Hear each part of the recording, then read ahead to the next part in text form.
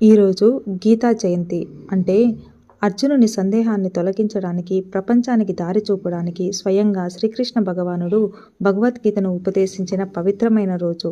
ఇది కేవలం ఒక గ్రంథం పుట్టిన రోజు కాదు, మనిషి జీవితం చీకటిలో ఉన్నప్పుడు వెలుగునిచ్చే జ్ఞానదీపం పుట్టినరోజు. గీత చెబుతుంది, సమయం మారుతుంది, పరిస్థితులు మారుతాయి, కానీ ధర్మం, నిజాయితీ, ప్రేమ, సేవ ఇవన్నీ ఎప్పటికీ మారవు. మనసును జయించిన వాడే నిజమైన యోధుడు. కర్మను సత్యంగా చేసుకున్నవాడే జీవితంలో విజయానికి వరుడు. చీకటి ఎంత వచ్చినా వెలుగు నిండుతుంది, దుఃఖం ఎంత వచ్చినా శాంతి వస్తుంది. ఎందుకంటే శ్రీకృష్ణుడు చెప్పిన మాటలు నిజం. నాకు శరణు వచ్చిన వారిని నేనెప్పటికీ విడిచిపెట్టను అని. ఈ గీతా జయంతి రోజున మనలో ఉన్న సందేహాలను, భయాలను, బలహీనతలను శ్రీకృష్ణుని పాదాల వద్ద వదిలేద్దాం. మన జీవితానికి ఒక మంచి సంకల్పం చేసుకుందాం.